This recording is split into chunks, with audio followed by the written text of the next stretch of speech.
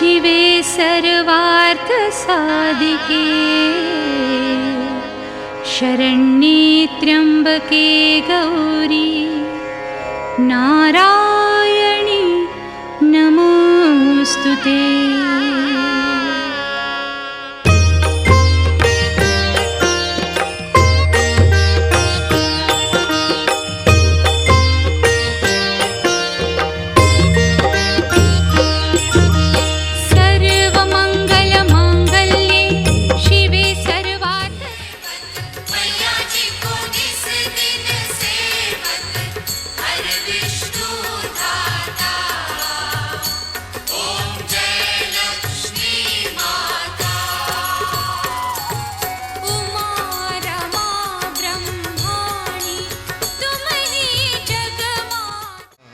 श्रीराम श्रीराम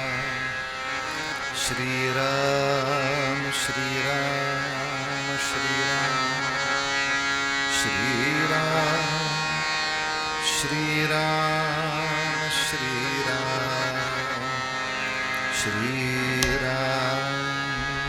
श्रीराम श्रीराम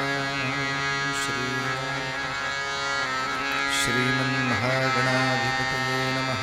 श्री सरस्वत्यै नमः। श्री गुरुभ्यो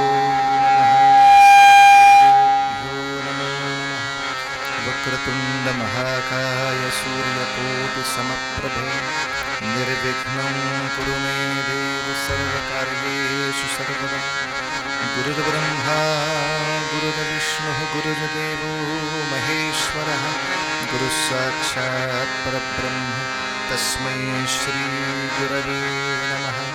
मूकं करोति वाचालं पंगुं लंघयते गिरिं यत्कृपातमहं वन्दे परमानन्दमाधवम्।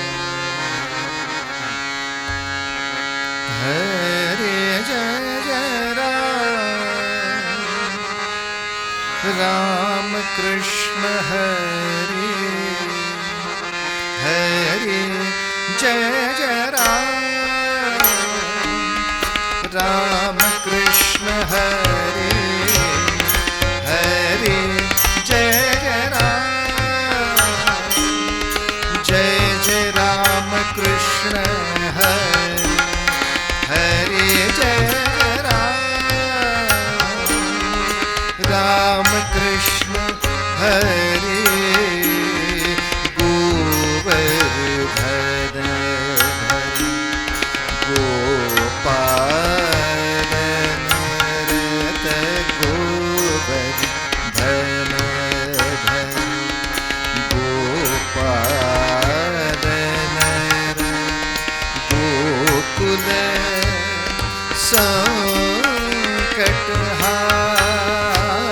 संकटहारी हरे जय जय राम गोकुल संकटहारी हरे हरे जय जय राम कृष्ण हरे हरे हरे हरे जय जय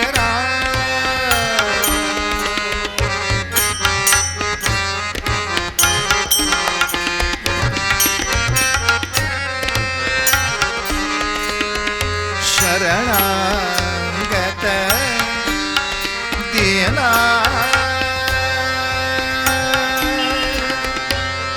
चरणी राम शरणागत दीना चरणी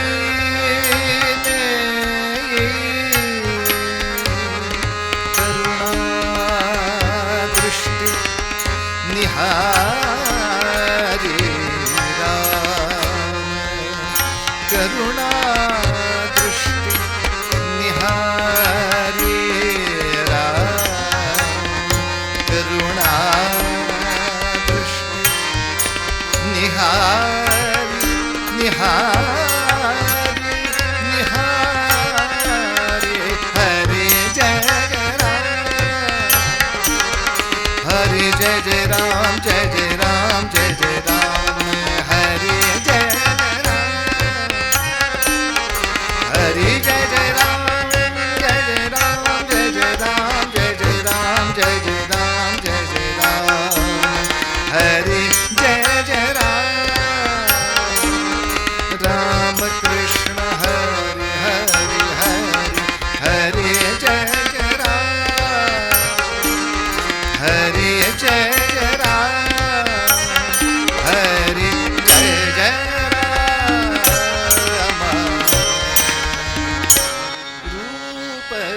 पाहतालो छळी रूप पाहतालो छळी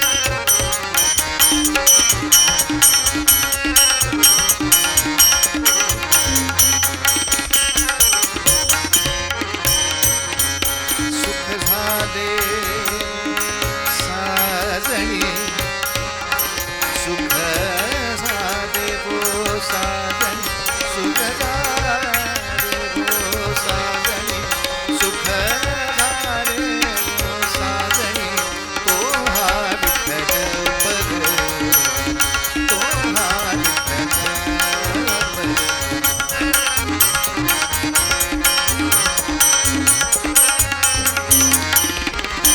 तू हा माधव बरवा तू हा माधव बरवा तू हा माधव बरवा बहुत सुकृता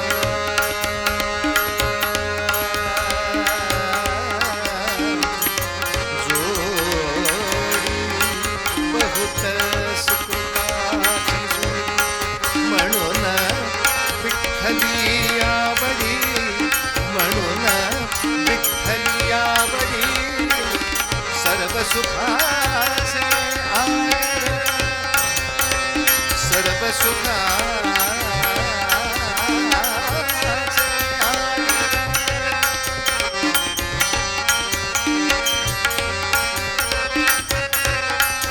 सुखाचे घे सुखाचे घे आगर बाप रखुमा देवी वर तो हा विठ्ठल बर तो हा विठ्ठल बर तो हा विठ्ठल बरवा विठ्ठल बरवा विठ्ठल बरवा रघुपती राघव राजा राम पतित पावन सीताराम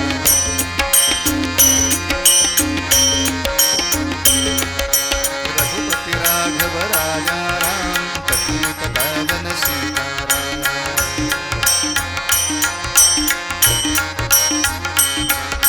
रघुपती राघव राजा राम पतित पावन सीताराम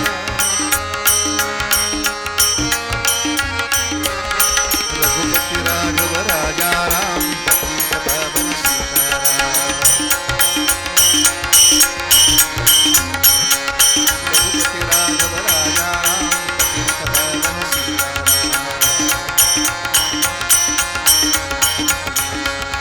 राजाधिराज रामचंद्र महाराज की जय पुंडलीक वरदाहार विठ्ठल श्री ज्ञानदेव तुकाराम पंढरीनाथ महाराज की जय भारत माता की जय आर्य सनातन वैदिक हिंदू धर्म की जय जगदम्बा माता की जय जय जय रघुवीर समर्थ जयांचा जनी जन्मनामार्थ झाला जयाने सदा वासनामात केला जयांच्या मुखी सर्वदा नाम कीर्ती नमस्कार त्या ब्रह्मचैतन्य मूर्ती सद्गुरुनाथ महाराज की जय.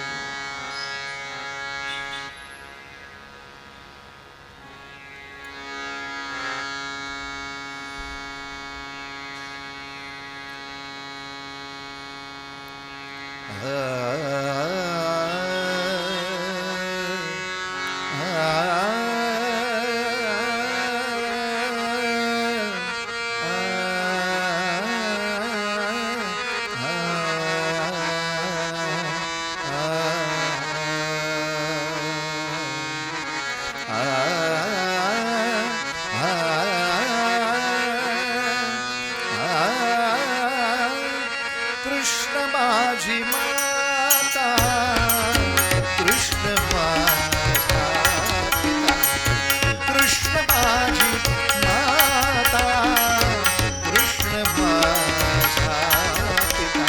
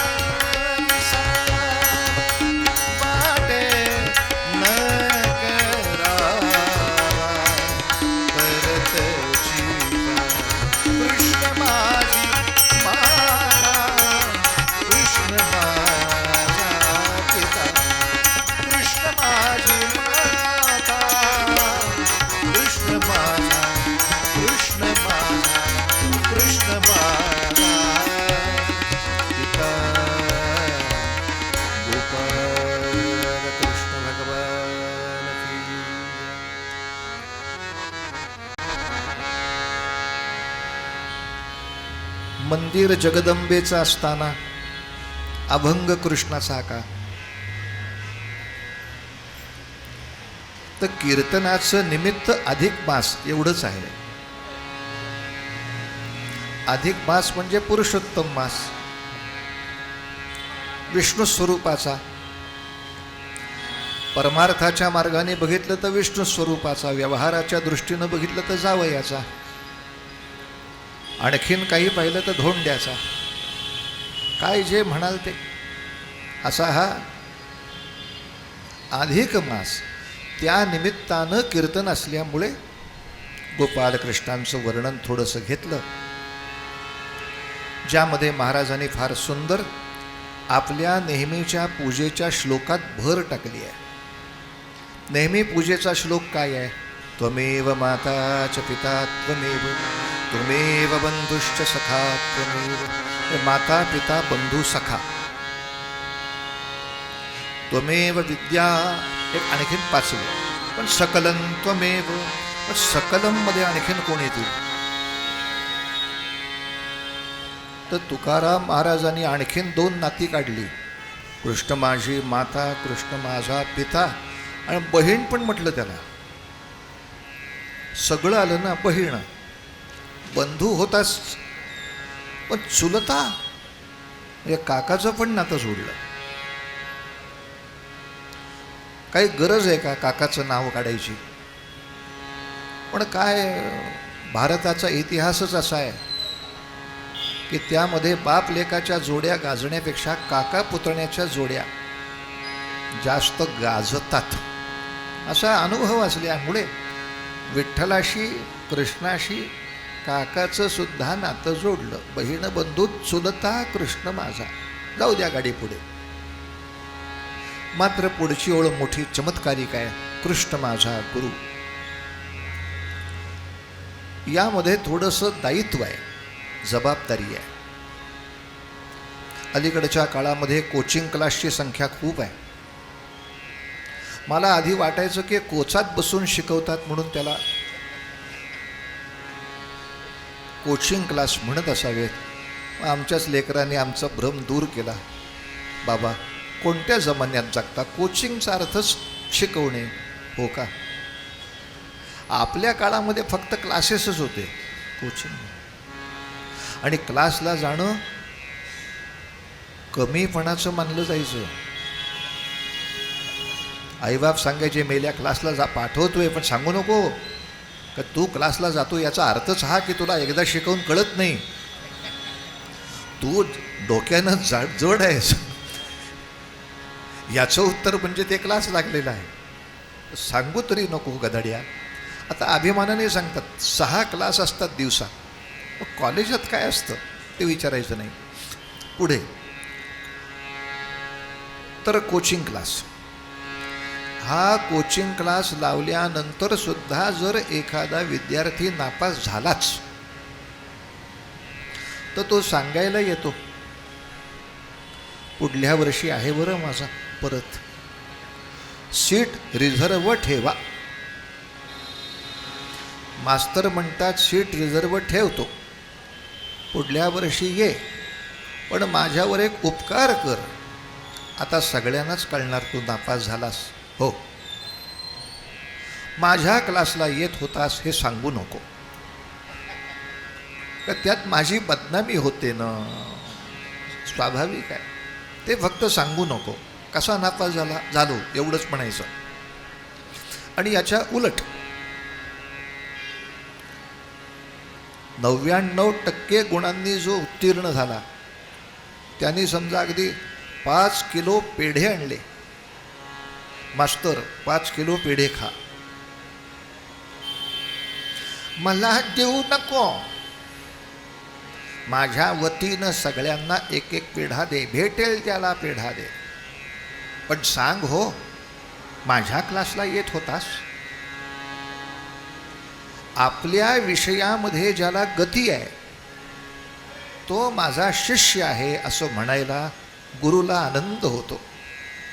आणि त्या विषयात गती नसेल तर हा माझा शिष्य म्हणायचं सोडा, पण त्याने माझं नाव गुरु म्हणून घ्यावं याचा त्रास होतो, दुःख होतं, यातना होतात. माझं नाव नको न सांगू झांप्या. इथे गुरु म्हटलं की जबाबदारी आली, दायित्व आलं की ते ज्या तऱ्हेनं वागतात त्यातलं काहीतरी आचरण माझ्याकडून झाल्याशिवाय मी त्यांना गुरु म्हणू शकत नाही, मला अधिकार प्राप्त होत नाही. आणि त्यांनाही आनंद नाही माझा शिष्य मिळाला म्हणून. तर गोपालकृष्णांच्या अनेक गुणांचं चिंतन करता येईल. सांप्रत एकाच विषयाबद्दल बोलायचं पुरे. पुढील आरती 9 वाजता आहे, त्याच्या आत भैरवी. त्यामुळे हातातल्या कालगणनेप्रमाणे गोपालकृष्णांच्या एका गोष्टीचं चिंतन फक्त पुरे.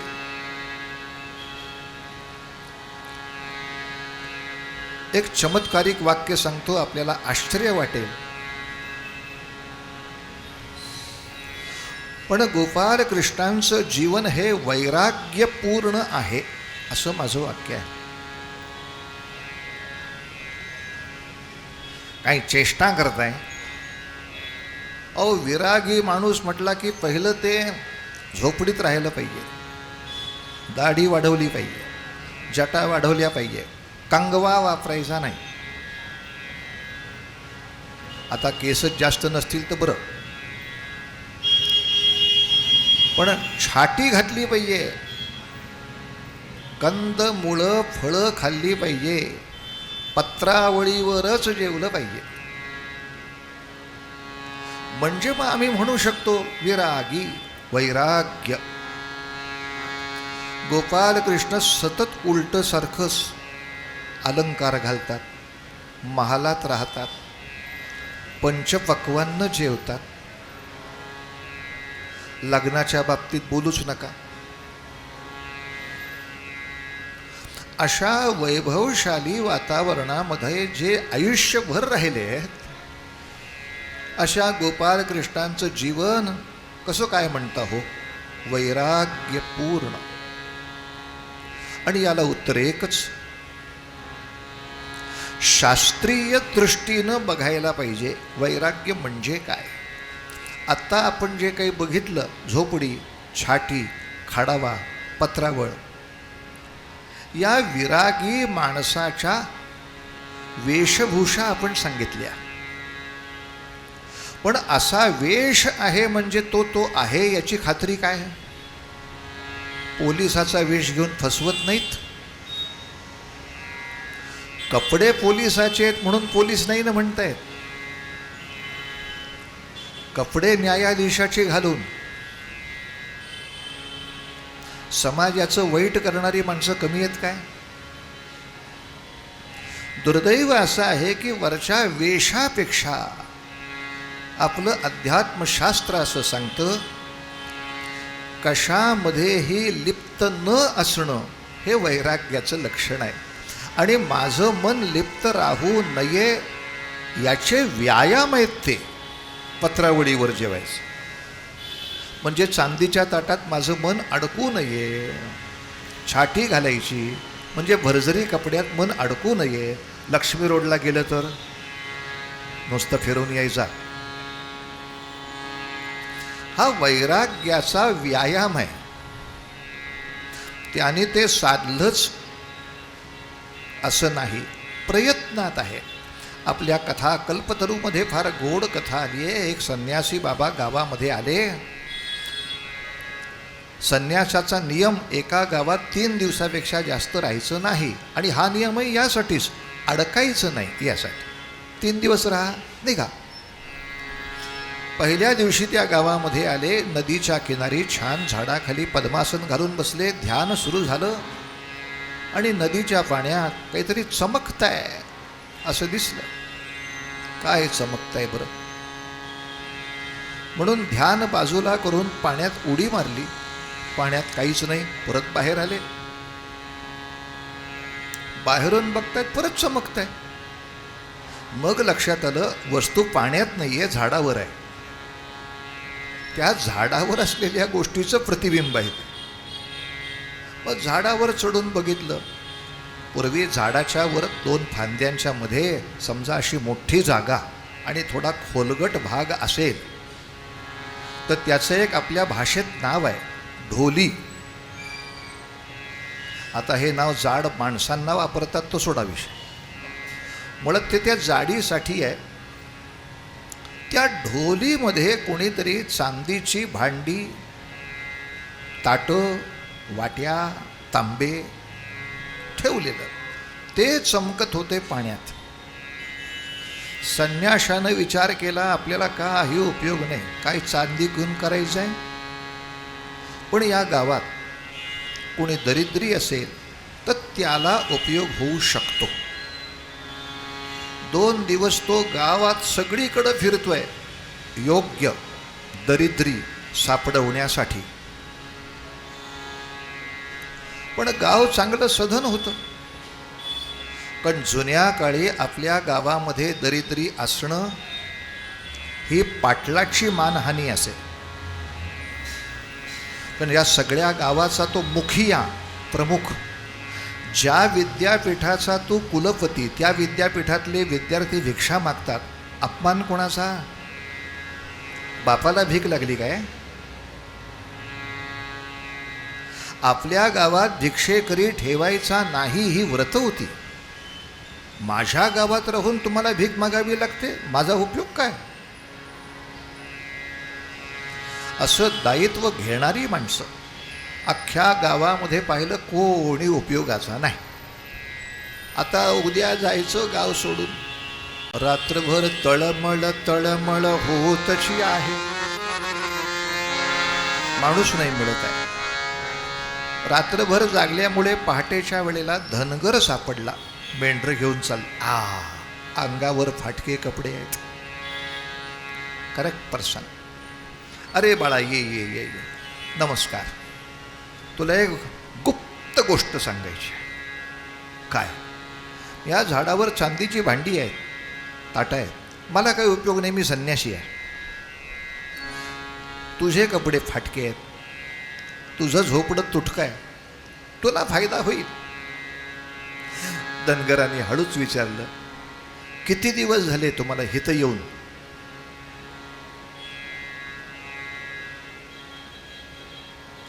गेले 3 दिवस. अरे मला झोप नाही, सारखी भांडी दिसतायत. तो म्हणाला, गेली 5 वर्ष मी ती भांडी बघतोय. हवा आपलं नाही, कशाला उगा आपलं टाळकं फिरून घ्यायचं म्हणले, काही काम आहे का आपलं त्याचं? अहो आता कसं आहे, यात्रेला जातात आमच्याकडची माणसं, पायी यात्रा, 4 धाम, बद्री केदार काय ते, हे काय ते. आता 4 धाम फिरून यायचे पायाने म्हटल्यावर 5-6 महिने जाणार ना. मग घरामध्ये कशाला सामान ठेवायचं, ते झाडावर ठेवून द्यायचं, सहसा कोणाला कळत नाही. आता 6 महिन्यांनी कोणी ठेवलं असेल ते येडं येईल यात्रेतनं, जाईल त्याचं ते घेऊन. खा करायचं आपल्याला त्याच्याशी. त्या संन्याशानं लोटांगण घातलं. वैराग्य तुला जमलं. पांडुरंग हरी वासुदेव हरी, पांडुरंग हरी वासुदेव. त्यांनी पाहिलं नाही असं नाही, त्याचा उपयोग मला कळत नाही असं नाही, उपयोग नाही असंही नाही. पण मला माझ्या कष्टाने भगवंत देतोय, दुसऱ्याचा अभिलाष कशाला करू? त्यामध्ये माझं मन लिप्त न होणं हे वैराग्याचं लक्षण. आणि आता आपल्या लक्षात येईल, गोपालकृष्णांच्या अंगावर कितीही दागिने बघितले, कितीही भरजरी वस्त्र बघितली, तरी वैराग्य किती आहे? हात जोडून समोर आलेली 7 राज्य त्यांनी नाकारली आहेत. नाकारण्याची श्रीमंती केवढी मोठी आहे. गोकुळचे ते राजेच होते, पण नंदबाबांनाच कायम राज्यावर ठेवलं. मथुरेमध्ये कंसाला मारल्यानंतर मथुरा जिंकले, पण राज्यावर बसले नाहीत. कंसाचे वडील उग्रसेन महाराज, त्यांना तुरुंगातनं बाहेर काढलं राज्याश. 3रं द्वारका वसवली स्वतः, राज्यावर बसले नाहीत, बलरामांचा राज्याभिषेक केला. नरकासुराला मारलं, राज्य घेतलं नाही, नरकासुराच्या मुलाला राज्य दिलं. जरासंध संपवला, राज्य घेतलं नाही, जरासंधाच्या मुलाला दिलं. म्हणून शेवटच्या महाभारताच्या युद्धात जरासंधाचा मुलगा पांडवांच्या पक्षाकडून लढत होता. हे लक्षात घ्यायला हवं आपल्याला. काय औदार्याचं, काय श्रीमंतीचं लक्षण आहे. आपलं कसं होतं, मिळालंच नाही की वैराग्य. आज सकाळपासून घरात काही केलंच नाही. चला काय अनयस एकादशी झाली, काही मिळालंच नाही, याला एकादशी नाही म्हणत. माझ्यासमोर पंचपक्वान्नाचं ताट ठेवलं होतं, पण मी सांगितलं आज एकादशी आहे, नाही करणार. नाही म्हणजे नाही, त्याच्यामध्ये मी अडकलेला नाही. मग खायचं नाही असं काही माझं व्रत नाही, उद्या खाईन ना. आज काय रात्री मी मरणार आहे. जरासंधाचं राज्य घेतलं नाही. याच्याही पलीकडे जाऊन तसं म्हणाल तर पांडवांचं राज्य हे कृष्णाचंच होतं. कृष्णाने जर सांगितलं असतं, युधिष्ठिरा तुला काही राज्य चालवायला जमत नाही, तुला झांप्या मी एकदा राज्याभिषेक केला. हे महाराज द्यूत खेळायला बसले, सगळं द्यूतामध्ये राज्य घालवलं, पुन्हा वनवासात. कृष्णा मग सांगितलं होतं कुणी गाढवपणा करायला. बाकी जरासंधाला मारायला जाऊ का विचारणार, राजसूय करू का विचारणार, आणि राज्यावर आल्यानंतर आता द्यूत खेळायला जाऊ का विचारलं काय. सीट मिळाली की देवाला विसरले. मग खड्ड्यात पडाल नाही तर काय होईल नालायकानो.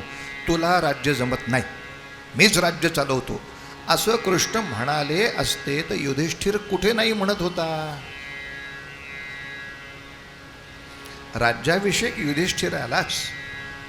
म्हणजे समोर हात जोडून 7 महाराज्य उभी होती. व्हा आपण महाराज नाही झाले. आणि गोकुळामध्ये सगळं सुख उपलब्ध असताना काय सुख नाही आहे गोकुळात. अतिशय लाडा लाडा लाडामध्ये वाढलेले गोपालकृष्ण, गोपी त्याचा शब्द खाली पडू देत नाहीत. तुम्ही म्हणाल ते गोकुळात उपलब्ध आहे. नंदाचा पोरगा तू. पण ज्या क्षणी त्यांना कानावर वार्ता आली की यशोदा आणि नंद हे तुझे खरे आईवडील नाहीत, खरे आईवडील वसुदेव देवकी, ते मथुरेला कारावासात आहेत. कृष्णा आता तू 10 वर्षाचा झालास, गोकुळामध्ये जन्माला आल्यापासून 10 वर्ष अनंत सुखांचा उपभोग झाला. आता या मायबापाला सोडवण्यासाठी आणि त्यांच्याबरोबरच अनेक सज्जनांना भयमुक्त करण्यासाठी आपला जन्म परित्राणाय साधूनाम. मग यासाठी आता गोकुळातनं बाहेर पडताय का नाही म्हणता, नाही म्हणता.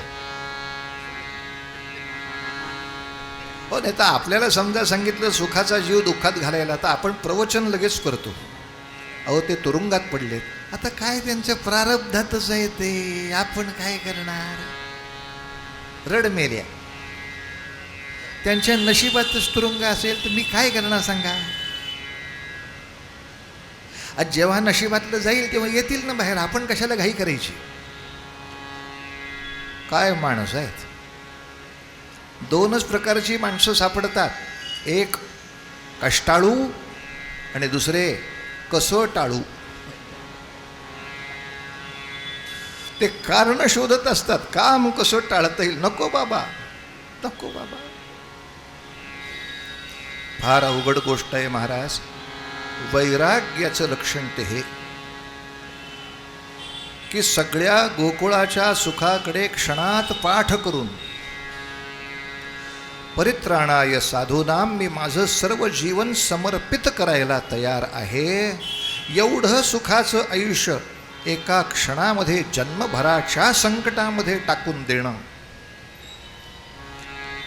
आणि कुठलीही कुरकुर न करता वैराग्याचं हे महत्त्वाचं लक्षण आहे. नुसतं टाकणं महत्त्वाचं नाही, कुरकुरायचं नाही. माणसं बरीच आमच्याकडं उपवास करतात पण भयंकर त्रास देतात. म्हणजे दुसऱ्यांनी बटाटे वडे कसे खाल्ले याचं वर्णन करत बसतात. आपले बुवा हे चांगलं आहे का मला सांगा, मला उपवास होता तरी माझ्या समोरच्या माणसाने ते केले आणि माझ्या समोर खात होता एवढ्या प्लेटमध्ये ते ठेवून पुन्हा खोबरे तू नको न बघू तिकडं. न बघून कसं चालेल, त्याचा वास असा नाकामध्ये. मग तू उदबत्ती लावायची तुझ्यापाशी, त्याच्या तू उठून दुसरीकडे जा. मी त्याला सांगितलं रात्री कर एकादशी सोडता,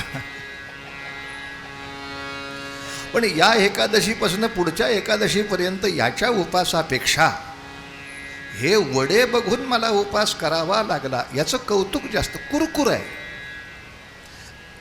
तक्रार करून वैराग्य. एखादं फळ जसं परिपक्व झालं की ते आपणहून झाडापासून गळून पडतं, त्याला कोणताही चीक राहत नाही. तसं हे वैराग्यशाली मन आपलं महत्कार्य लक्षात आल्याबरोबर सगळ्या सुखापासून इतक्या निर्लेप पद्धतीनं बाजूला होणं, याला आपल्याकडे वैराग्यशाली असं म्हणतात. आणि जर आम्हाला म्हणायचं असेल कृष्ण माझा गुरु, तर माझ्या जीवनात मी काही ठिकाणी तरी का होईना असं वैराग्य प्रगट केलं पाहिजे. आयुष्यात वैराग्यपूर्ण काही आचरलंच नाही तर कृष्णही झोपेत येऊन सांगतील माझं नाव सांगत जाऊ नको. अधिक मास माझा असला तरी तू धोंड्याचा, काही उपयोग नाही. एवढं सगळं जावयाला देऊन जा वा या. कोणाला दिलं? जा वा या. सगळं वाया झालं. माझं नाव सांगू नको. असो, आपल्या जीवनाचं आपण गणित कसं मांडायचं आपापला गृहपाठ आहे. पण ज्यांनी हे गणित मांडलं त्यांच्या चरित्राचा थोडासा मागोवा घेणं हा आपला एक आदर्श वस्तुपाठ ठरेल. असं म्हणजे कसं करायचं, कोणाकडनं तरी मी ऐकलं पाहिजे ना, त्याचं प्रॅक्टिकल आणखीन कोणाकडनं तरी झालेलं मी पाहिलं पाहिजे. अरे असं करायचं बरं. यासाठी उत्तरंगाकडे वाटचाल करायच्या आधी एकदा पुन्हा अभंगाचं स्मरण आणि परित्राणाय साधूनां विनाशाय च दुष्कृतां असं विश्वकल्याणाचं कार्य समोर दिसलं, त्या क्षणाला आयुष्यातली सगळी सुख सोडून दिली आणि आता त्या मार्गाने चाललो असं जीवन कोणाचं, त्यातल्या एखाद्याचं चरित्र आपण उत्तरंगामध्ये पाहायचं. यासाठी पूर्वपीठिका अभंग. कृष्ण माझी माता, कृष्ण माझा पिता, कृष्ण माझी माता, कृष्ण माझा पिता, बहीण बंधू सुलता, बहीण बंधू सुलता, कृष्ण माझा, कृष्ण माझी माता, कृष्ण माझा पिता, कृष्ण माझा, कृष्ण माझा, कृष्ण माझा पिता. थोडा वेळ भजन. रघुपति राघव राजा राम, पतित पावन सीताराम.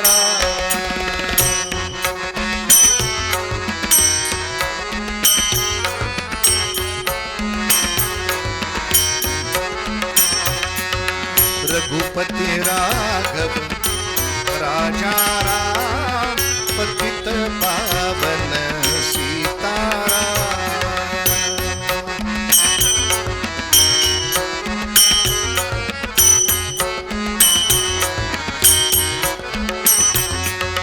रघुपति राघव राजा राम, पतित पावन सीताराम.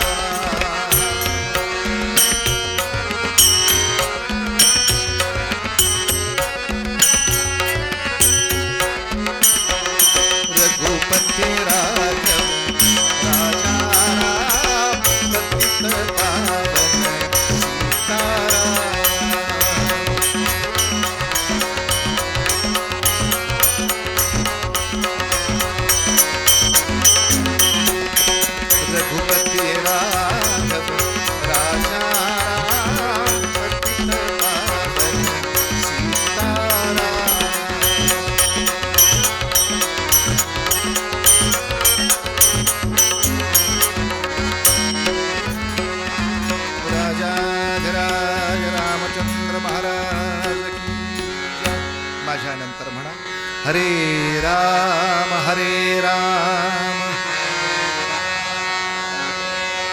राम राम हरे हरे हरे कृष्ण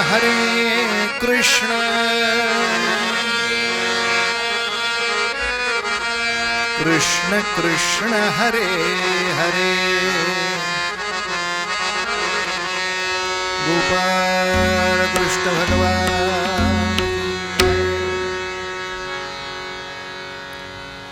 आज आपण इतक्या सुंदर मंदिरामध्ये उभे राहून कीर्तन करू शकतोय, अधिक मास साजरा करू शकतोय। यासाठी सगळ्यात मोठे कुणाचे उपकार असतील तर शिवरायांचे आहेत। या भूमीमध्ये शिवराय होऊन गेले म्हणून आज तागायत 350-400 वर्ष हिंदूंचे उत्सव, हिंदूंची मंदिरं यांना काही प्रतिष्ठा आहे। आणि यासाठी विचार जर केला तर शिवछत्रपतींच्या सारखी विभूती 400 वर्षाच्या संतांच्या तपश्चर्येने जन्माला येते, हेही लक्षात घ्यायला हवं। कारण महाराष्ट्रावरती परचक्राचं आक्रमण जे झालं ते ज्ञानेश्वर माऊलींच्या समाधीच्याच आसपासच्या काळात। म्हणून ज्ञानेश्वर माऊलींचा साधारणतः 12व्या शतकातला कालखंड, पुढे 13वं शतक, 14वं शतक, 15वं शतक आणि 1630ला जन्म। म्हणजे एखाद्या विभूतीच्या जन्मासाठी शेतीची नांगरट किती करावी लागते, इन्स्टंट फूड नाही, फार तपस्या करावी लागते। ज्ञानोबांपासून, नामदेवांपासून, नाथांपर्यंत, तुकोबांपर्यंत, रामदासांपर्यंत अखंड कार्य चालू आहे। तेव्हा कुठे अशी एखादी विभूती आपल्या देशाला मिळत असते।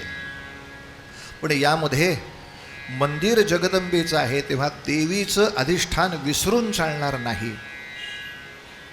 अशा विभूतीला तयार करण्यामागे मात्र जगदंबाच आहे, यात संशय नाही। काय आहे महाराज, अलीकडच्या शिक्षण प्रक्रियेमध्ये हा मुद्दाच आलेला नाही। कुठला मुद्दा? बाकी 50 करिअर आलेले आहेत, इकडं हे करिअर आहे, तिकडं ती करिअर आहे, इकडं हे पॅकेज आहे। पण चांगली देवभक्त आणि राष्ट्रभक्त लेकरं तयार करणं हे पण एक करिअर आहे। आणि जे करिअर केलं नाही तर इतर सगळ्या क्षेत्रातले टॉपर असून सुद्धा युक्रेनमधनं पळावंच लागतं। रशियाने हल्ला केल्यानंतर तुमच्या देशात काय कमी होतं? गायक कमी होते, कवी होते, साहित्यिक कमी होते, शास्त्रज्ञ कमी होते। राष्ट्राचं रक्षण करेल अशी राष्ट्रभक्त आणि देवभक्तांची फळी नव्हती। म्हणून खरं भारताकडून शिकले कोण? इस्रायल। इस्रायल लेकाचं भारताकडून शिकलं आणि भारतच विसरला। काय विसरला? तर देशातला प्रत्येक नागरिक हा सैनिक पाहिजे। 10वी झाली की 2 वर्ष कंपल्सरी मिलिटरी ट्रेनिंग, मुलगा मुलगी कोणाला। मग ते ट्रेनिंग झालं की मग तू तुझे अभ्यास कर, काहीही निवड, कुठलंही क्षेत्र जा। पण उद्या जर देशाला गरज पडली तर रिझर्व्ह बँकेचा अध्यक्षसुद्धा पटदिशी पेन खाली ठेवून बंदूक हातात घेऊन सीमेवर धावू शकतो का? ट्रेनिंग झालेलं आहे। आपल्याकडे म्हणजे पिस्तूल कसं उडवतात, त्यात काय अवघड आहे? आपण पतंग नाही काय उडवत? ही अक्कल माझ्या। 10वी नंतर कंपल्सरी 2 वर्षाचं मिलिटरी ट्रेनिंग दिलं गेलं पाहिजे। हा मुद्दा भारतात 47 सालापासून आता पुढच्या 27 सालापर्यंत प्रलंबित आहे, ज्यावर भारतातल्या भारतीयांचं अस्तित्व अवलंबून आहे। बरं, समजा सरकार करत नाही, शाळेने आपापल्या पातळीवर करावं, कॉलेजांनी आपापल्या पातळीवर करावं। तुमचे हात कोणी धरलेत? स्थानिक स्वतंत्र स्वायत्त असलेल्या शिक्षण संस्थांचे। पण या शिक्षण संस्थांनी असं काही केलं की आमच्या पोरांचेच पालक बोंबलतात, आमच्या मुलांना आम्ही अभ्यास करायला पाठवलाय, हे नको ते उद्योग शिकवत जाऊ नका. मर म्हातारे, दुसरं काय सांगणार तुम्ही?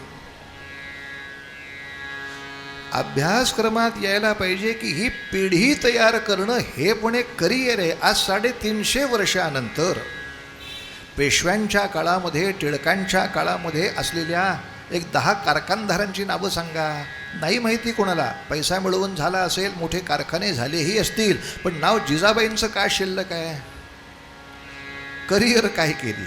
अर्थात याचा अर्थ जिजामातोश्रीनं दुसरं येत नव्हतं असं अजिबात नाही. त्या युद्धकुशलही होत्या, राजकारण कुशल होत्या. कारण राजे लहान होते तेव्हा राजे 5 वर्षाचे 15 वर्षाचे होईपर्यंत सगळा कारभार जिजामातोश्रींनी सांभाळला. त्यामुळं नक्की राजकारणामध्ये किती खाती असतात, त्यांची किती खाती असतात, त्याच्यावर लक्ष ठेवायचं म्हणजे काय करायचं असतं, त्यांच्याकडनं काम करून घ्यायचं म्हणजे कसं काम करून घ्यायचं असतं. मला सांगा, प्रजासत्ताक राष्ट्रातला राजा कोण? प्रजासत्ता आहे ना. हो. आणि या राष्ट्रातला सगळ्यात अडाणी कोण? प्रजा. त्याला पालिकेमध्ये कुठली डिपार्टमेंट आहेत माहीत नाही, कुठली डिपार्टमेंट काय काम करतात माहीत नाही, कुठल्या कामाला किती पैसे लागतात माहीत नाही, मालकालाच माहीत नाही. मग का लुटू नये? मालकाच्या अभ्यासक्रमात हे नको का? गधड्या, पालिकेत जाऊन बघत जा काय चाललंय. का तिथे नेमलेली माणसं ही तुझी नोकर आहेत. तू नोकरांकडे बघितलं नाहीस तर कोण बघणार आहे? आणि हे आपल्या लेकराला शिकवू शकणारी आई. म्हणून आपल्या शाहिरी परंपरेत जिजामातोश्रींनी शिवाजी राजांना जो पाळणा म्हटला, पाळणा म्हटलं की आपले ठरलेले शब्द आहेत. बाळा जो जो रे झोप मेले. पण जिजामातोश्री पाळणा म्हणणारे शिवबा, अरे 400 वर्ष महाराष्ट्र झोपलाच आहे. आता अजून आपल्या आयुष्याचा वेळ झोपण्यातच काढता का? जग रूढी आहे म्हणून तुम्हाला पाळण्यात घालते. पण कशासाठी घालते? जागे व्हा, लवकर जागे व्हा, लवकर कार्याला लागा, यासाठी पाळणा शिवबा. गुणी बाळ पुरे नीज. काय शब्दाचा अर्थ? पुरे नीज, निजणं पुरे, तुझं निजणं पुरे. गुणी बाळ पुरे नीज आता करी सखया. उठ रे उठ शिवराया, गुणी बाळ पुरे नीज आता करी सखया. उठ रे उठ शिवराया, उठ रे उठ. तू खेळ असा खेळ खेळ जीवासा, वीरश्री वीर रसाचा. समरात कधी पाठन दावी बेटा, करू सार्थ नाव मराठा. देशात शिरून जे चोर, जाहले पुन्हा शिर चोर. करी त्यांचा तू संहार, समशेर करी जंगी ती घेऊन या. उठ रे उठ शिवराया, गुणी बाळ पुरे नीज आता करी सखया.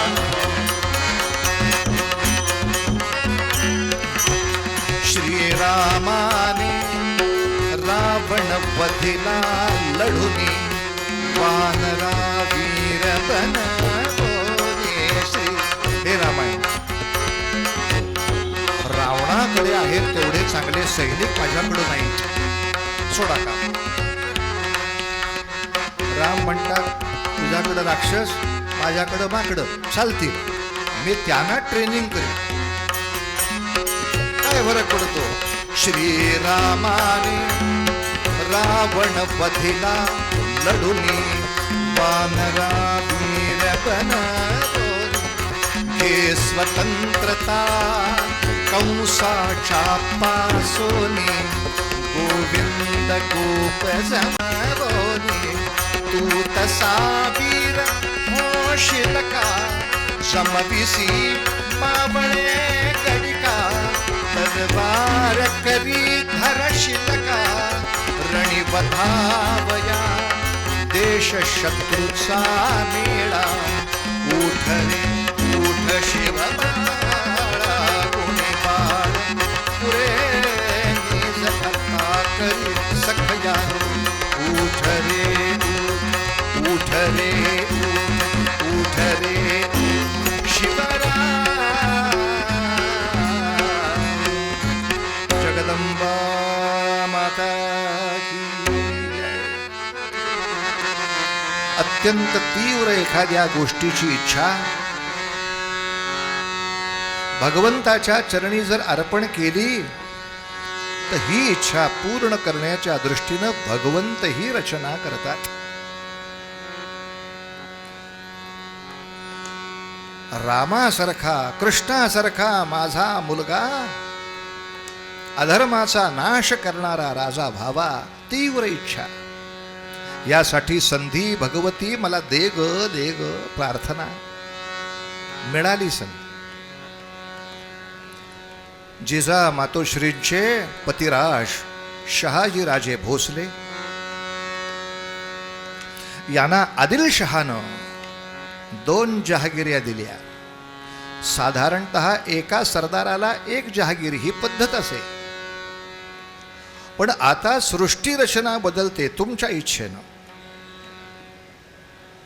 शहाजीराजांनीच खरा स्वराज्य स्थापनेचा पहिला प्रयत्न केला होता, पण असफल झाला. आदिलशहाच्या दरबारात नोकर म्हणून उभं राहावं लागलं. आदिलशहानं 2 जहागिऱ्या दिल्या. एक बेंगलोरची जहागीर, अत्यंत सधन असलेल्या साम्राज्याची, आणि दुसरं पुण्याची जहागीर.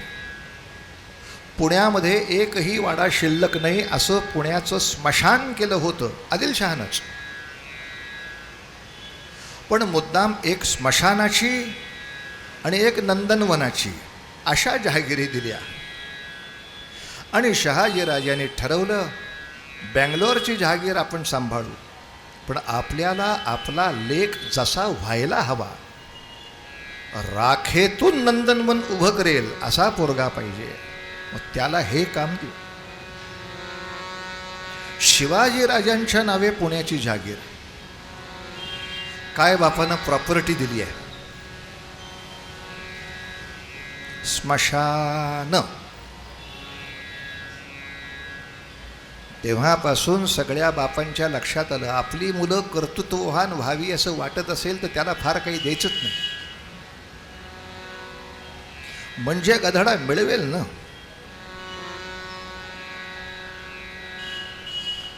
आमचे बाबा नेहमी सांगायचे आपल्या लेकरांच्या मीठ भाकरीची सोय करायची, श्रीखंडपुरी ज्याची त्यांनी करून खायची.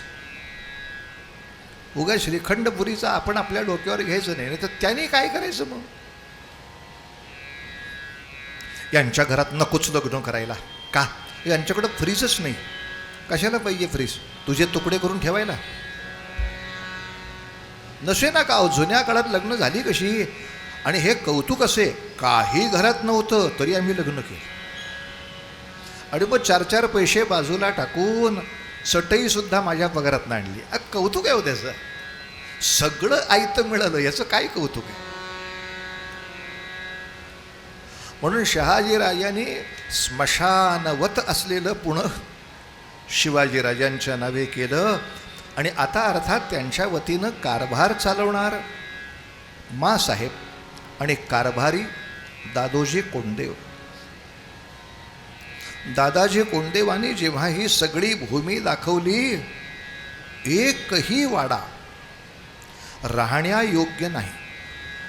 अहो दादाजी आपण राहायचं कुठे, कुठलाच वाडा नाही. हेच तर शिकायचं. वाडे बघून राहायचं नाही, वाडे बांधून राहायचं. आपण आपला वाडा बांधायचा आहे, मग लाल महाल तयार. अर्थात लाल महालाच्या आधी तांबडी जोगेश्वरी, कसबा गणपती, देवाचं अधिष्ठान आधी, त्याला आधी छत मिळालं पाहिजे, मग आपल्या छताचा विचार. आणि खरंच वयाच्या 5व्या वर्षापासून वय वर्ष 6, 7, 8, 9, 10, 11 6 वर्षामध्ये पुणं असं भरभराटलं. विश्वास बसू नये हेच पुणं. आदिलशहाच्या कानावर ही कीर्ती गेली. आदिलशहाने मुद्दाम सांगितलं, शहाजी राजे, आपका बेटा 12 बरस का हो गया, अभी तक दरबार में नहीं लाया. शहाजींची इच्छा नव्हती खरं या ग्रहांची युती व्हावी अशी, पण काय पर्याय नाही, तोंड देखलं तरी का होईना येऊन जायला पाहिजे. पुण्याला निरोप मिळाला. पुण्याची सगळे कामं कारभार दादाजी कुंडेवांवर सोपवली. आपला थोडा परिवार घेऊन सगळी माणसं विजापुरामध्ये गेली. विजापुरामध्ये शहाजीराजांची पत्नी आणि शहाजीराजांचा मुलगा आलेला आहे.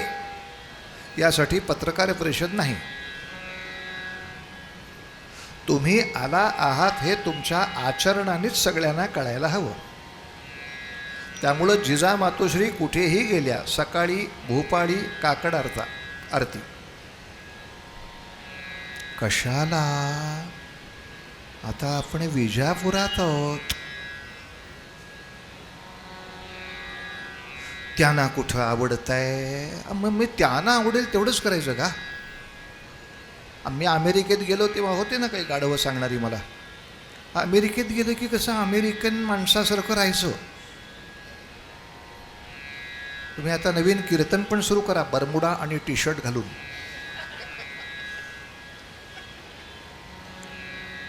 तिकडं गेलं की कसं तिकडच्यासारखं राहायचं असा मला उपदेश केला. त्याला म्हणलं 2 महिन्यांनी मी येणार आहे अमेरिकेतनं. हो, त्याच्या पुढच्या महिन्यात अंदमानला जाणार आहे. तिथं बिना कपड्याचे आदिवासी आहेत. तेव्हा तिथं गेलं की त्यांच्यासारखं राहायचं असतं हे तुम्ही मला वागून दाखवा. गाढव माणूस म्हणजे. अरे जगाच्या पाठीवर कुठेही गेलो तरी माझी संस्कृती, माझी सभ्यता याच्याशी तडजोड नाही. अगदी विजापूर असलं आणि तिथे जिजामाऊलींचा जरी मुक्काम असला तरी सकाळी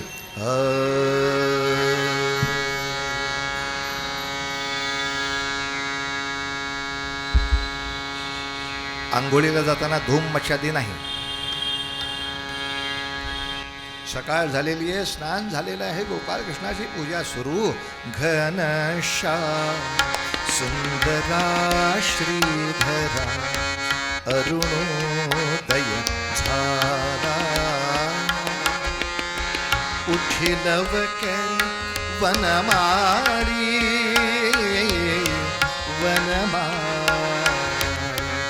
उठिलव कर वनमाळी. उदया चढी मित्र आला. घनश्याम सुंदरा सायंकाळी एके मेळी द्विजगण अवघे वृक्षी. अरुणोदय होताची उडाली सरावया पक्षी. प्रभातकाली उठुनी कापडी तीर्थ पथ लक्षी. करुणी सडा सम्मार्जन गोपी. कुंभ घेऊन कुक्षी. यमुना जळासी जाती मुकुंदा.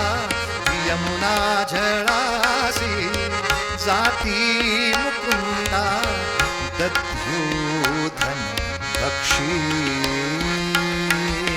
घनश्याम सुंदरा श्रीधरा अरुणोदय झाला.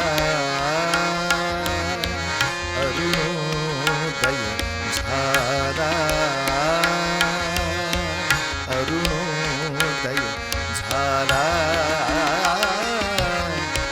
गोपाल कृष्ण भगवान की जय.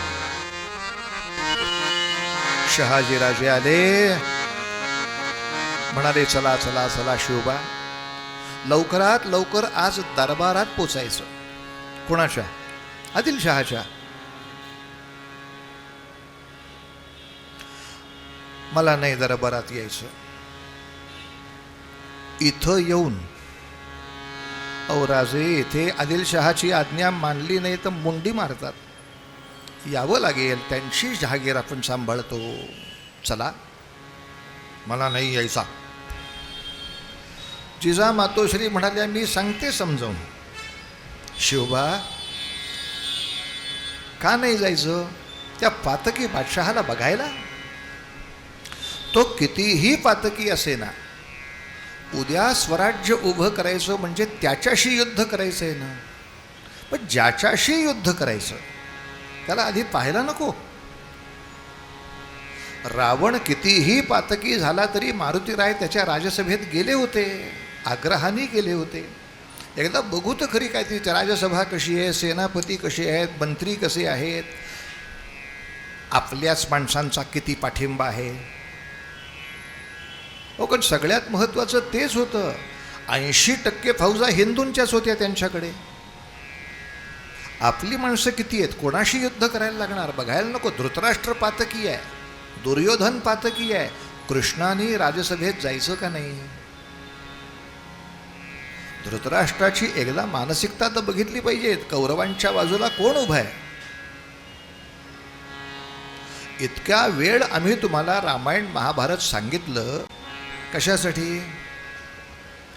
उद्या पातक्याचा निपात करायचा असेल तरी त्या पातक्याचा अभ्यास केला पाहिजे, शत्रू बोध पाहिजे, त्याचे गुणही बघितले पाहिजेत, त्याचे दुर्बळ घटकही बघितले पाहिजेत. कसा त्याला संपवताय? जायचं जायचं जायचं बरं, निघा महाराज. वारे वा. एका बाजूला शहाजीराजे, दुसऱ्या बाजूला शिवबा. मार्गातून जाता जाता जाता चौकशी चालली आहे. हे घर कोणाचं आहे? हे विजापुराचे दिवाण आहेत.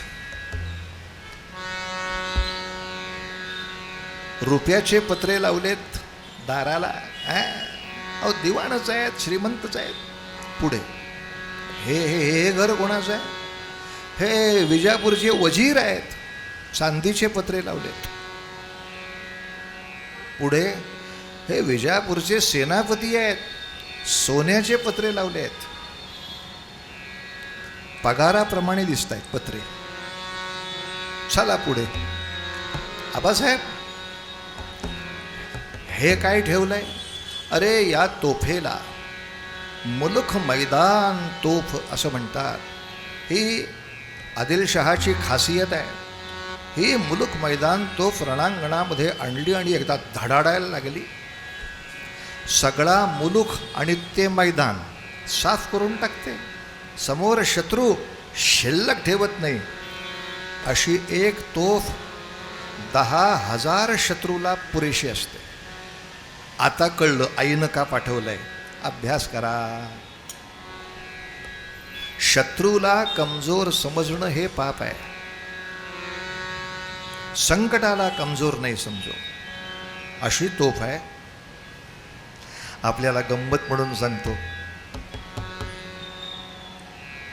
आमच्या कीर्तन क्षेत्रातही काही लोकांचं हे नाव आहे, मुलुख मैदान कीर्तन. म्हणजे अशी मैदानामध्ये 10,000 माणसं भरलेली असताना त्याचं कीर्तन सुरू झालं की हळूहळू एक जातो, दुसरा जातो, तिसरा जातो, चौथा जातो. आता शिल्लक काय? फक्त मैदान. आणि आयोजक म्हणजे त्याची सतरंजी अडकलेली असते म्हणून. काय बुवा आहे? मुलुख मैदान बुवा. एकदा मुलखात येऊन धडधडायला लागला. मुलखाचं मैदान. बाबा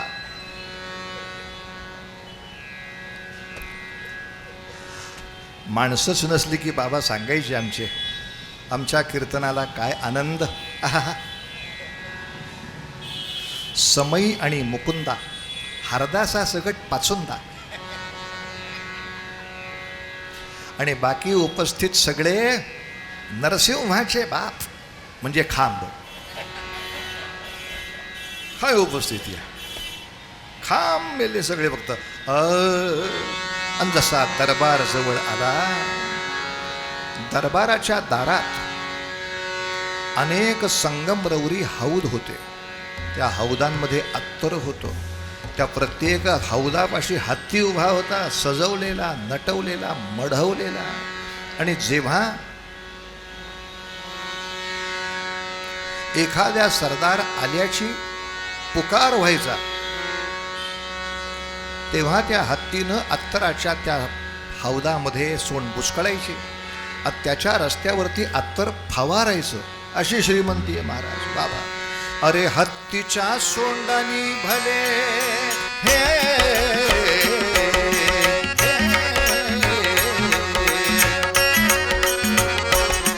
हत्तीच्या सोंडानी भले कारंजे केले, तुषार उडविले, इंद्रधनुष्यान शोभा जितके, अशी जित शोभा रंगली,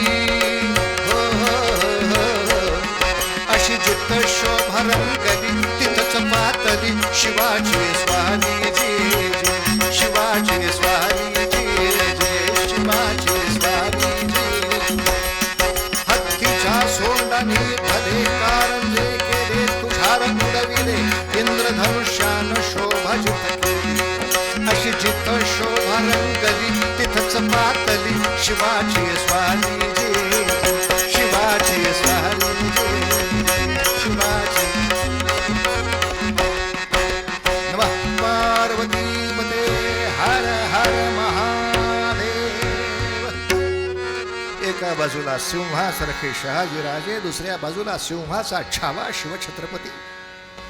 आतमध्ये आले खरे, सगळा दरबार बघितला. दरबारातले 101 सरदार. ओ हो हो, यातल्या कोणालाही महाभारतातल्या भीमाचं काम दिलं असतं तरी बाकी काम बघाय सोय नाही. अशा दणदणीत तब्येतीचे. आणि त्या मनाने जो तख्तावरती आदिलशहा येऊन बसला होता, राजांना आश्चर्य वाटलं. हे एवढे सगळे पैलवान या काडी पैलवानाला घाबरतात, म्हणजे खरंच मनामध्ये यायचं ह्या सगळ्यांनी एकत्र म्हणून फुंकर मारली तरी ह्या उडून जाईल इथनं. पण प्रत्येक जण येतोय, आपला मुजरा करतोय, आपापल्या जागी उभा राहतोय. शहाजी राजांचं नाव पुकारलं. शहाजी राजे आले, मुजरा केला. आणि शिवाजी राजांना थोडी खूण केली. महाराज मुजरा करा. शहाजी राजांच्या अंगाला पायाच्या अंगठ्यापासून डोक्याच्या केसापर्यंत मुंग्या आल्या. दरबारात उभे होत, सगळ्यांच्या नजरा आपल्यावर. आणि अशा वेळेला मी सांगतोय मुजरा करा, हे सगळ्यांना दिसेल असा हात वर करून.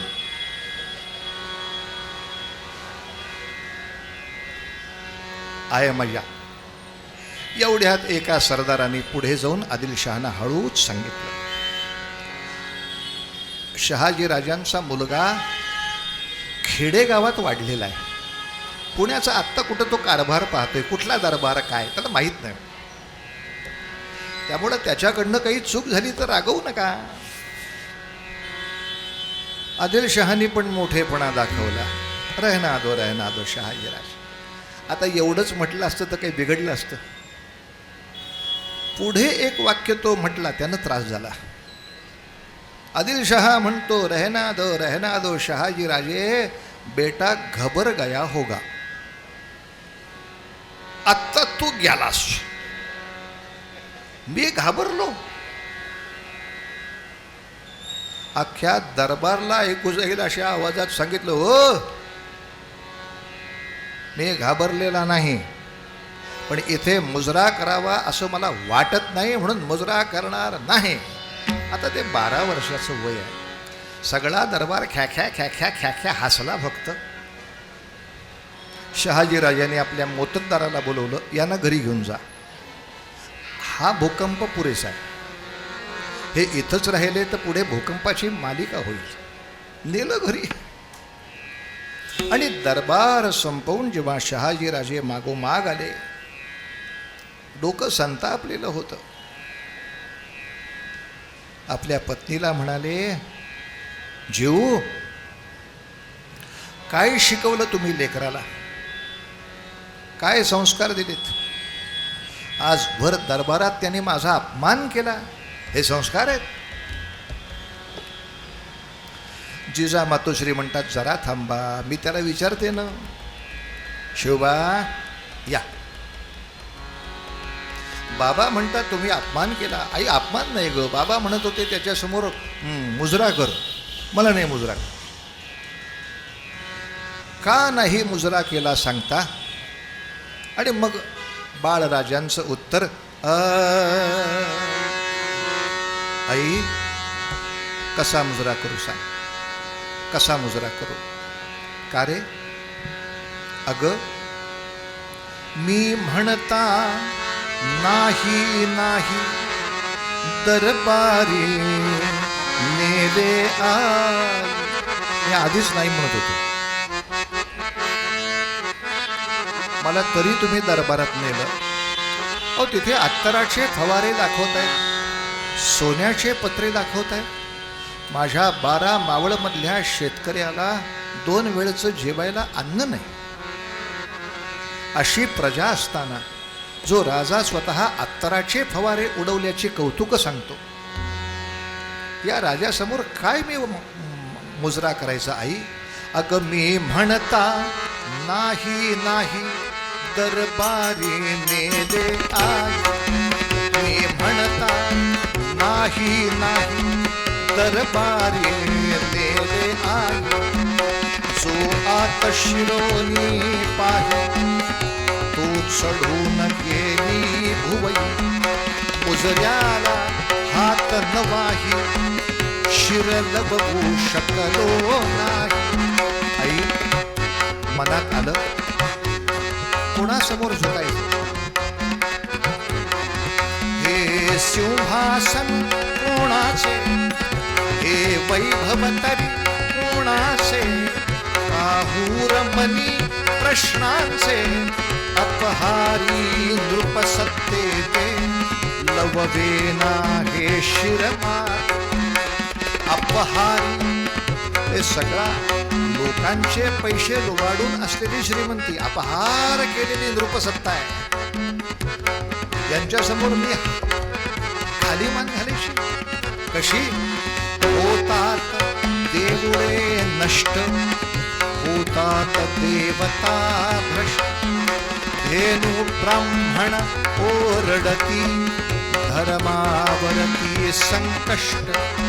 न्याय नीती उरली नाही, सारेच भोगती कष्ट. हा घोर मांडला ज्यांनी, त्यांची यापुढे जावोली. देशाभिमान सोडोली, झुकवेना हे शिरमाते. लववेना हे शिरमाते, झुकवेना हे शिरमाते. शेवटचा प्रश्न, पण तुम्ही आमचं ऐकता, हे कसं सिद्ध होणार? पण त्यासाठी बादशहा का? आई, तू सांग तुझ्या चरणाशी ही कापून ठेवीन मान. तू सांग तात चरणाशी ही तोडून ठेवीन मान. या आपुल्या देशा करता खडगावर तोलीन मान. परी परके सत्ताधारी गृही शिरून झाले वैरी. पाहतात यांना भारी, सक्रोध वृत्ती मम होते. लववेना हे शिरमान, लववेना हे शिरमाते. लववेना हे शिरमाते, लववेना हे शिरमाते.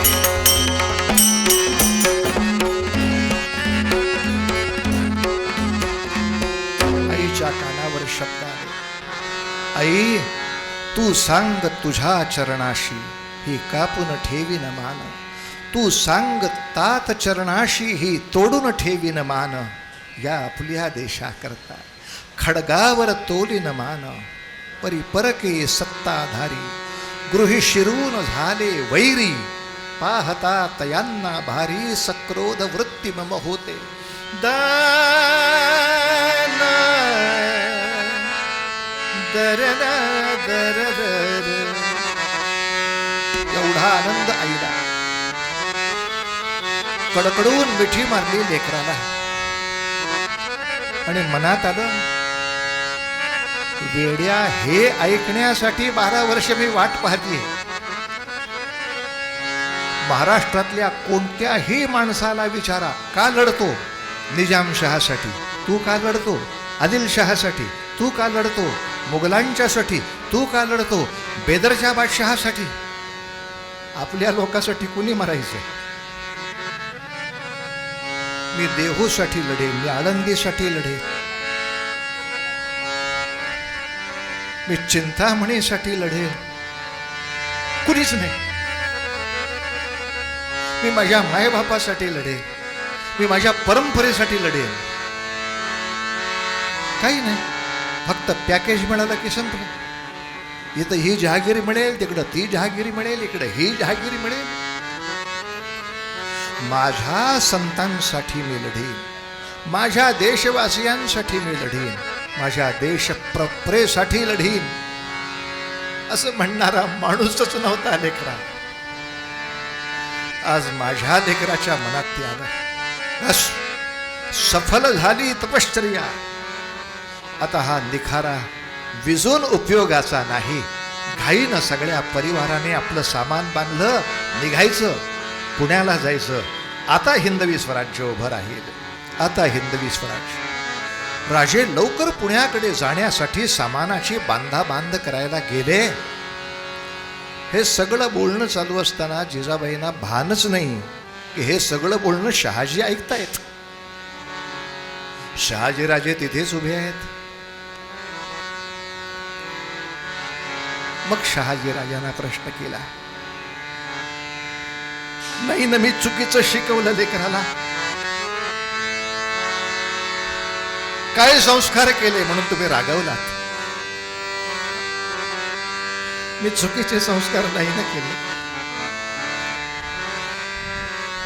आपलं स्वराज्य मातीमोल झालं ते पुन्हा उभं करण्याचं धाडस हे लेकरामध्ये उभं करते.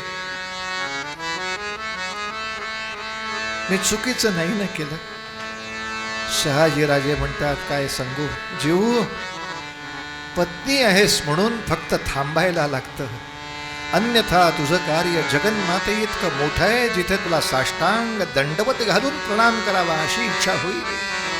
पण वेडे, या मार्गाने जर जायचं ठरवलं तर सकल सुखाचा त्याग करोनी साधी जे तो योग, राज्य साधनेची लगबग केली असे सगळ्या सुखावर तिलांजली. आदिलशहाचे एकनिष्ठ सरदार म्हणून राहायचं असेल तर संकटाची फार त्रास नाही, सुखाची वृद्धी. पण आता आदिलशहाशी पंगा घेतला की सगळे वाईटात जातील. आदिलशहा, निजामशहा, बरीदशहा, इमामशहा आणि त्याचबरोबरीनं मुघलांचं राज्य. एवढे शत्रू आपल्या हाताने आपल्या डोक्यावर ओढवायचे का? ओढवायचे का? 10 वर्षाचे गोपाळकृष्ण गोकुळातून निघाले, एकटे निघाले, बलरामांचा आधार घेऊन निघाले. आणि समोर किती जण होते? कंस, शिशुपाल, वक्रदंत, जरासंध, कौरव, धृतरा, असे ना का कितीही. अंधार कितीही मोठा असला तरी स्वतः जळायची ताकद ठेवून एखादा दीपस्तंभ उभा राहतो, तेव्हा दिव्याचा आकार छोटाच असतो, अंधाराचा आकार मोठा असतो. पण दिव्यामध्ये ज्योत चेतली की कितीही मोठ्या अंधाराचा पराभव करता येतो. ती फक्त जळण्याची ताकद पोराच्या अंगामध्ये ठेवायला लागते महाराज. आणि ती जिजामाऊलीने दाखवली. ज्या एका शक्तीसाठी भूषण कवी म्हणतात, राजे जर झाले नसते तर काशी की कला जाती, मथुरा मस्जिद होती, शिवाजी न होते तो सुन्नत होती सबकी. सगळा देश इस्लाममय झाला असता, ख्रिश्चनमय झाला असता, राजे होते म्हणून टिकलो महाराज. असो, पण ही आठवण आज काढायचं कारण एकच, हेच आपल्या शत्रूचं स्वप्न खरं होण्यासाठी त्यांनी प्रचंड प्रकल्प उभे केलेत. आणि त्या प्रकल्पाचं नाव आहे गजवा-ए हिंद. म्हणजे 47 सालापर्यंत भारतात इस्लाम व्यतिरिक्त एकही माणूस शिल्लक ठेवणार नाही, अशी त्यांनी उघड प्रतिज्ञा केली आहे, लपून नाही. फेसबुकला ओपन प्रतिज्ञा. सगळेच्या सगळे भारतातले आमच्या व्यतिरिक्त असणारे हिंदू, बौद्ध, जैन महानुभाव सगळ्यांना मारून टाकणार. एक कन्व्हर्ट व्हा नाही तर मरा, हे त्यांनी ओपनली सांगितलेलं असताना आमची शाळा मिलिटरी ट्रेनिंग सुरू करत नाही. आता पाप कोणाचं? त्याचं का आमचं? मूर्खपणा कोणाचा? त्यांचा का माझा?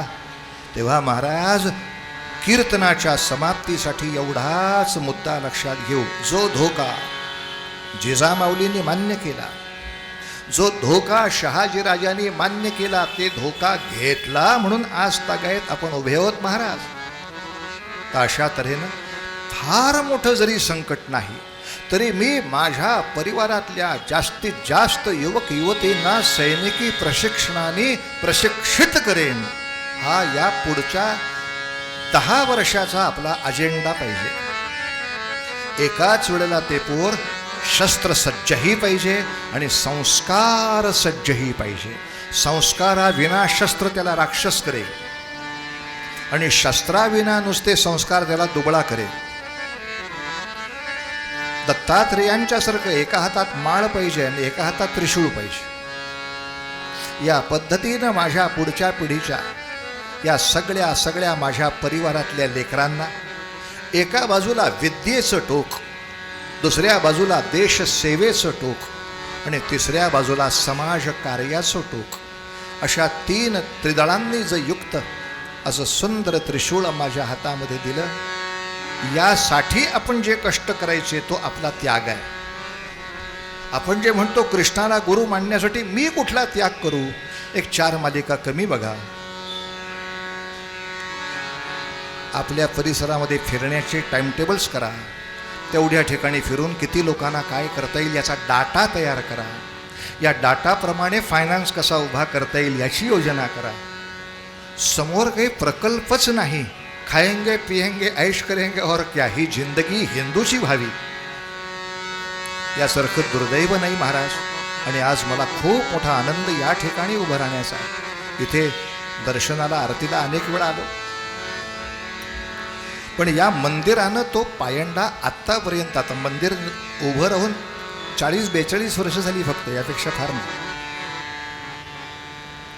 पण या सगळ्या वर्षांमध्ये सगळ्या भक्तांनी आपल्याला दिलंय ना वैभव, त्या वैभवाचा योग्यच विनियोग व्हायला पाहिजे. म्हणून गेली कित्येक वर्ष 370 मुलांचं दायित्व, जबाबदारी देवस्थाननी घेतली स्वतःच्या डोक्यावर. त्या सगळ्या मुलांना सगळ्या सुविधा, सगळी शिक्षण व्यवस्था आम्ही पुरवू. शाळेने सांगावं काय पाहिजे, किती पाहिजे. ससूनमध्ये रोग्याच्या उपचारासाठी 2 नातेवाईक येऊन बसले, त्यांना कोण खाऊ घालणार? आलाय भोरवरनं. याचीच डॉक्टरची फी भरायला माझ्याकडं पैसे नाही, पुढं काय करू? ससूनमध्ये जगदंबा तुम्हाला जेवायला देईल, चल जेवणाचा स्टॉल. या पलीकडं भोरच्या पलीकडं कुष्ठरोग्यांचा आश्रम. जे कुष्ठरोगी उपचार घेऊन बरे झाले पण घरचे लोक त्यांना घेत नाहीत. ती मानसिकता अजून नाही, ते बरोबर घेत नाहीत. पण त्यांना तिथे त्या आश्रमामध्ये जमेल तेवढा त्यांनी आपला रोजगार उभा करावा. तिथे एक कंपनी पण आता आली आहे, छोटी छोटी कामं त्यांना मिळाली आहेत. पण ह्या सगळ्या कामातून त्यांना अधिक आनंद प्राप्त होण्यासाठी त्यांना काही सुविधा पाहिजे, किराणा माल पाहिजे, सांगा जगदंबेला फक्त. तर हे कार्य करत असलेल्या जगदंबेच्या समोर येऊन कीर्तन करण्यात खरी गंमत आहे की ज्या ठिकाणी खरंच जे जे मिळालंय ते योग्य ठिकाणी पोचताय. म्हणून आपल्या दृष्टीनं आपण हा विचार करायचा. भगवंतांनी आपल्याला रूप दिलं, आपल्याला वाणी दिली, आपल्याला पैसा दिला, आपल्याला बुद्धी दिली, आपल्याला चांगले धड धाकट हातपाय दिले, तरी आपण देवाचं काम करायला फिरत नाही. मग मला सांगा दोष आपल्याकडे येतो ना. म्हणून माझा उपासनेला दृढ चालवावे, अखंड प्रचंड उपासना करायची, पण अहंकार नको म्हणून भूदेव संतासी सदा नमावे, नम्र राहायचं आणि या उपासनेनं भगवंतांनी दिलेल्या सर्व शक्ती वापरू. स्नायू शक्ती, अर्थशक्ती, वक्तृत्व शक्ती, शरीर शक्ती या सगळ्या वापरून सत्कर्मयोगे वयघालवा. मग सर्वामुखी मंगल बोलवावे. लक्षात घ्या, 20 वर्षात ही जर फळी तुम्हा आम्हाला नाही उभी करता आली तर पुढच्या काळामध्ये जग म्हणेल हिंदूंकडे तत्वज्ञान पुस्तकात खूप होतं, माणसांमध्ये ते काही फारसं उतरवण्यात हिंदू यशस्वी झाले नाहीत. कृष्णासारखा गुरु असताना किडामुंगीसारखे मेले नालायक. नाही नाही नाही नाही, ही माझ्या गुरुला, ही माझ्या देवाला मानहानी मी होऊ देणार नाही, असा प्रत्येकाने अधिक मासामध्ये निश्चय आणि संकल्प करून कार्याला लागलं की आपण आत्मविश्वासानं म्हणू, कृष्ण माझा गुरु, कृष्ण माझा, कृष्ण माझे तारू, उतरी पैर पारू,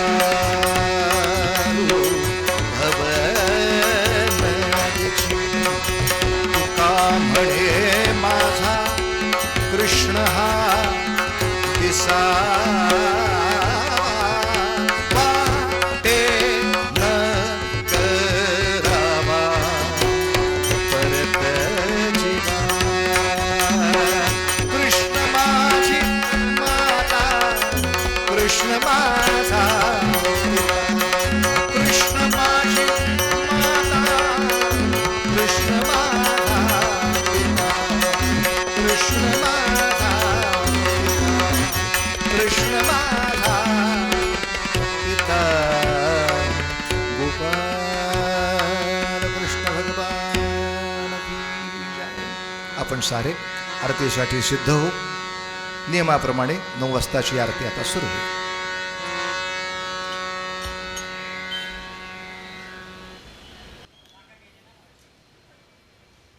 अवतारं संसारसारं भुजगेन्द्रहारं सदा वसन्तं हृदयारविन्दे भवानी सहिता नमामि.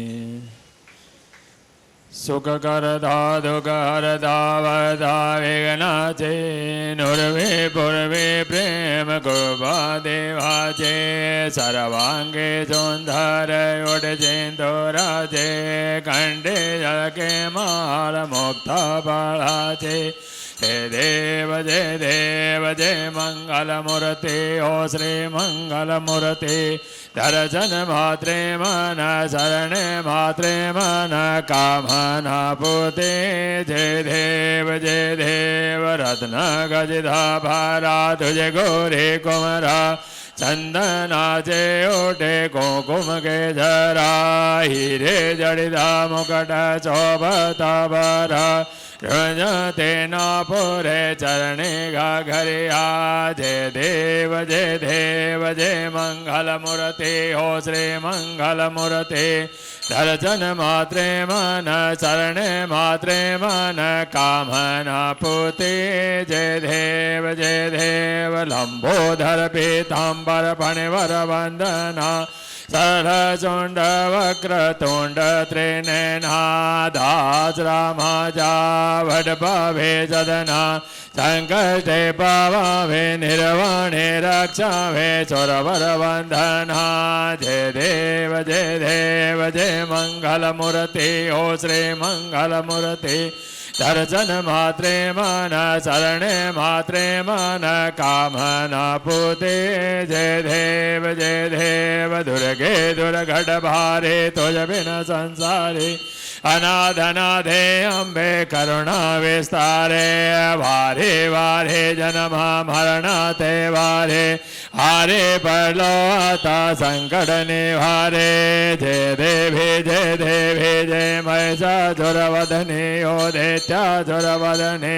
सुरवरहेश्वर वदने तारक झंझने जय देवी त्रिभुवने भवने पाधा तुझे सेना है सारे जमले वृंदो न बोले काहे साहे वाद करता परलो परवाहे ते तो भक्ता लागे ते तो दासा लागे पावस लवलाहे जय देवी जय महिषासुरवदने ओ दैत्यासुरवदने सुरवर ईश्वर वदने धारक झंझने जय देवी भजन्न वदने भजन्न हो से निज दासा क्लेजा बाजुन जोड़े दुख बाजुन जोड़े जोड़े भव भाजा अम्बे तुझ बाजोन कौन पूर्वले आजा नर हर तल्लिन जाला पद पंकज ले जा जय देवी जय महिषासुरवदने ओ दैत्यासुरवदने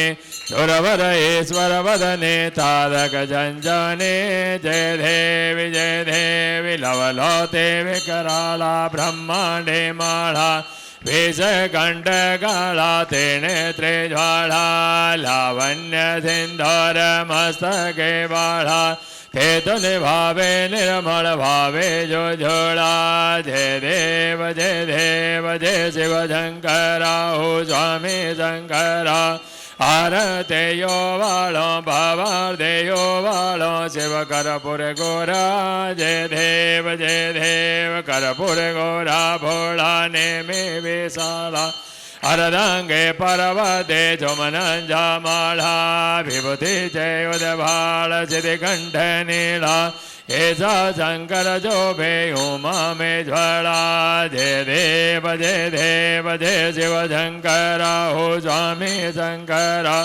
आरते यो वालो भावार्दे यो वालो शिव करपुर गोरा जय देव देवी दैत्य सागर मंथन पे केले तामा जय अवचित हल हल जा भरले ते द्वाचर पाणे पाषाण केले नीलकंठना प्रसिद्ध झाले जय देव जय शिव शंकरा हो स्वामी शंकरा आरते यो वालो भवार्दे यो वालो शिव करपुर गोरा जय देव व्याघंबर फणिवर धर सुंदर मदनारे पंचानन मनमोहन मुनिजन सुखगारे सदकोटि जय बीज वाचे उच्चारे रघुल तिलक रामदासाय अंधरे जय देव जय शिव शंकरा हो स्वामी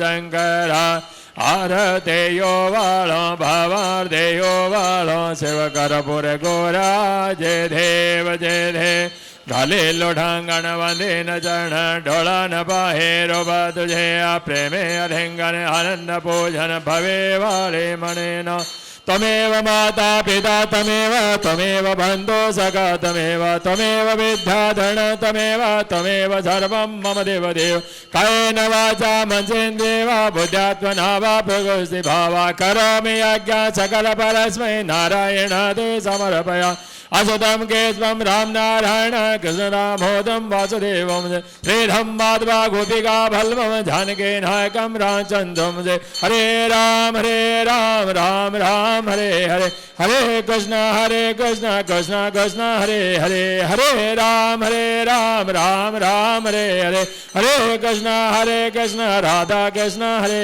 हरे मंगल मूर्ति श्री महालक्ष्मी माता की, श्री महासरस्वती माता की, श्री महाकाली माता की हरि ओम ओम जगनेन जगन्मयन्त देवाः स्थानि धर्माणि प्रथमा ओम एकदन्ताय विद्महे वक्रतुण्डाय धीमहि तन्नो दन्ति प्रचोदयात् ओम महालक्ष्मी च विद्महे विष्णुपत्नी च धीमहि तन्नो महालक्ष्मी प्रचोदयात् ओम कात्यायनी विद्महे कन्याकुमारी च धीमहि तन्नो दुर्गा प्रचोदयात् ओम शारदाय विद्महे विद्यारूपिणे धीमहि तन्नो महासरस्वती प्रचोदयात्